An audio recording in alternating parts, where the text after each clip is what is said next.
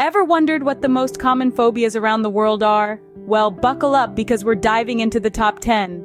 You might think that fear is a pretty straightforward emotion, right? Something scares you, you feel fear. But what if I told you that fear is so much more complex than that? That's right, we're talking about phobias. These are not just your everyday fears, but intense, often irrational fears of specific things or situations. The kind that can make your heart race, palms sweat, and send you running in the opposite direction. Believe it or not, phobias are a global phenomenon, impacting millions of individuals across the globe. No matter where you're from, no matter your age, gender, or background, chances are you've experienced a phobia in some form or another. But what's truly fascinating is the sheer variety of phobias that exist. From the fear of heights, spiders, and snakes, to the more obscure ones like the fear of mirrors, clowns, or even belly buttons, there's a world of fears out there just waiting to be explored. In this video, we'll be journeying into the realm of the top 10 most common phobias. We'll be exploring what they are, why they occur, and how they impact the lives of those who experience them. We'll also be looking at some of the ways people manage these fears because, let's face it, life's too short to live in fear, right? So, are you ready to plunge into this intriguing world of phobias? Ready to uncover the mysteries of the human mind and explore the darker corners of our fears? Well, there's no need to be afraid. After all, knowledge is power, and understanding our fears is the first step towards conquering them. Ready to face your fears? Let's dive into the countdown. Kicking off our countdown at number 10, we have aviophobia, the fear of flying. Now, this is not just about being uncomfortable in the air. Aviophobia is a genuine, intense dread that can hinder travel plans and cause significant distress. It's more common than you might think, with studies suggesting that nearly 1 in 3 people experience some level of anxiety about flying.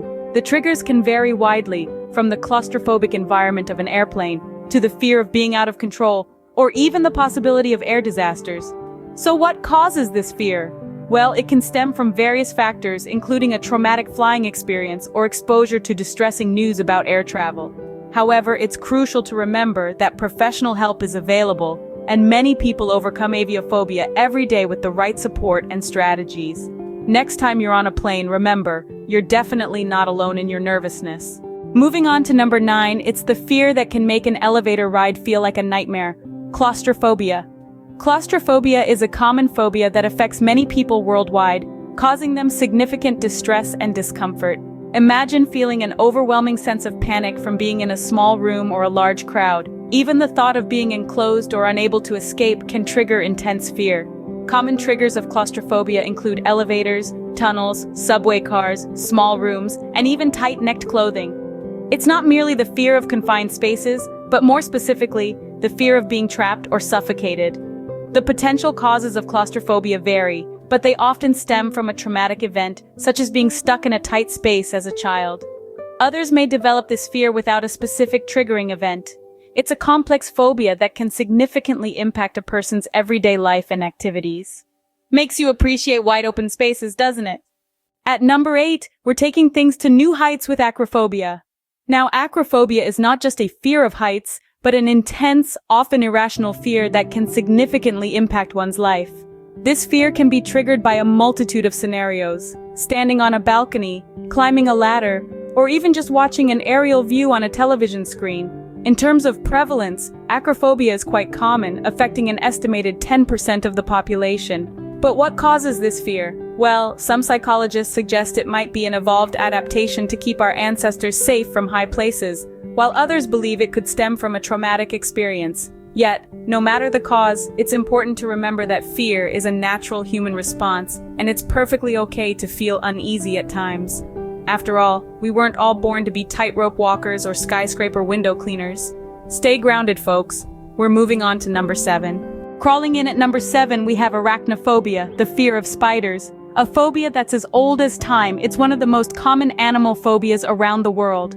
Whether it's their 8 legs, their fast movements, or just their unexpected appearances in the bathtub, spiders can trigger a fear response in many individuals. This fear often stems from cultural or personal experiences, and in some cases, it might be a survival instinct passed down through generations. After all, some spiders do carry venom that can be harmful to humans. But remember, not all spiders are harmful. In fact, many of them play a crucial role in our ecosystem by controlling the population of other pests. Understanding this phobia can help those suffering from it to find ways to manage their fear. Therapy, exposure, and education are often the first steps towards overcoming arachnophobia. Don't worry, we'll keep the rest of the countdown spider-free. Slithering into number 6, we have Ophidiophobia, the fear of snakes. This particular phobia is quite common, with millions around the globe shuddering at the mere thought of these slinky reptiles. And it's no wonder why. Snakes can be dangerous, and our brains are hardwired to recognize them as a potential threat. Common triggers for Ophidiophobia can range from seeing a snake in real life, to images or even discussions about snakes. The mere mention can send shivers down the spine of someone with this fear. The potential causes of Ophidiophobia are varied. Some researchers suggest that it could be an evolutionary response, a survival instinct passed down from our ancestors. Others believe it may stem from personal traumatic experiences involving snakes, or even from cultural or religious beliefs. No matter the cause, Ophidiophobia is a valid and real fear, shared by many across the globe. On to the next one. No snakes, we promise. Switching off the lights at number 5, we have Nyctophobia, the fear of the dark. Now hold on to your nightlights as we plunge into the inky abyss. This fear, common among children, often persists into adulthood, leaving a significant number of grown-ups reaching for a flashlight when the lights go out. The triggers for Nyctophobia are as varied as the night is long. Everything from horror movie marathons to power outages can send shivers down the spines of those with this phobia. Often it's not the darkness itself that frightens, but what might be lurking unseen within it. But what causes Nyctophobia? Well, it's a complex interplay between our natural fear of the unknown and our brain's tendency to imagine the worst possible scenarios when deprived of visual information. Yes, our minds can be our own worst enemies, conjuring up all sorts of nightmarish images when the lights go out. Let's shed some light on our next phobia. Taking the stage at number 4 is Glossophobia, the fear of public speaking. Now you might think, who doesn't get a little nervous before a big presentation? But glossophobia is more than just pre-speech jitters. It's a genuine, deep-seated fear that can trigger a full-blown panic attack. It's surprisingly common. In fact, some studies suggest that as many as 3 out of every 4 people experience some degree of glossophobia. That's right, most of us would rather face a spider or a snake than a room full of expectant faces. The causes of glossophobia can be complex. They often stem from a fear of judgment or negative evaluation, a traumatic past experience, or even a lack of confidence in one's communication skills. But remember, it's okay to feel scared. It's okay to feel nervous. What's important is that we recognize these fears and work towards overcoming them. Don't worry, no speech is required for the rest of the countdown. At number 3, we're getting social with social phobia. Now this isn't just about being shy or introverted. Social phobia, also known as social anxiety disorder, is a genuine fear of social situations. It's a common condition affecting millions worldwide, and it can be incredibly debilitating. Common triggers? Anything from public speaking and eating in public to simply meeting new people can send someone with social phobia into a state of panic. The fear of being judged, embarrassed, or humiliated can be overwhelming. Now, what causes social phobia? Well, it's not entirely clear. Theories range from a history of bullying or abuse to an overactive amygdala, the part of the brain that controls our fear response. What we do know is that it's not something people choose to have. But remember, if you or someone you know is dealing with social phobia, professional help is available. We're all in this together. But don't worry, we're not asking you to mingle just yet. Coming in at number 2, we have Thanatophobia, the fear of death. This phobia is quite common, as the thought of death can be daunting for many. It's the great unknown, the final frontier, the ultimate question mark that looms over our existence. Some people might feel this fear when they're reminded of their mortality, like during a close call or when a loved one passes away. Now, what causes thanatophobia? Well, it can be due to a traumatic event, or it might stem from our natural instinct to survive. Some people might also fear death because they're afraid of what might come after. Is there an afterlife? Reincarnation?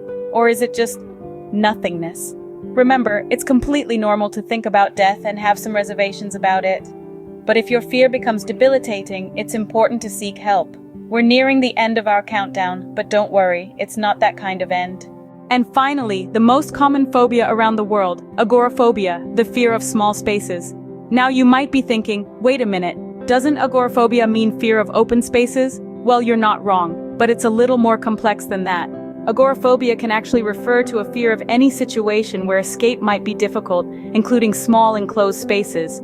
This fear affects a substantial number of people across the globe, making it a serious concern. Common triggers can include elevators, crowded areas, or even just the thought of leaving home. So what causes agoraphobia?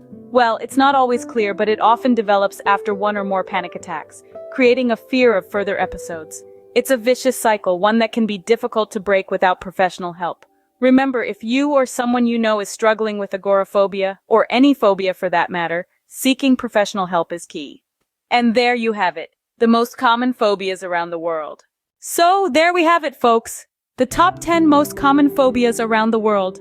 We've journeyed through the complex labyrinth of human fears, from the fear of flying, which as we've seen, can be a real hindrance for some, to the fear of small, confined spaces, an experience that can send shivers down the toughest of spines. We've delved deep into the claustrophobic world of those who dread closed-in spaces and taken a lofty look at acrophobia, the fear of heights that can make a skyscraper seem like a daunting mountain. We've explored the shuddersome world of arachnophobia, a fear that makes even the smallest spider seem monstrous, and recoiled with those who harbor an intense fear of snakes, a phobia that makes a garden seem like a jungle. We've peered into the shadows with those who fear the dark, a fear that can turn the night into a time of terror.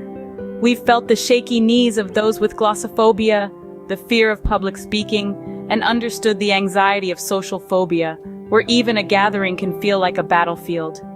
We've wrestled with Thanatophobia, the fear of death that can make every moment seem fleeting. And finally, we've experienced the paralyzing fear of agoraphobia, where even the smallest of spaces can feel like a prison. Ask yourself, do any of these fears resonate with you? It's okay if they do. After all, we're all human, and fear is part of our shared human experience. It's what makes us cautious and keeps us safe. But remember, it's also important to face our fears, to understand them, and to seek help when they start to hinder our lives. If you enjoyed this video, don't forget to like, share, and subscribe. Let's continue this journey of understanding together. Until next time, keep facing your fears.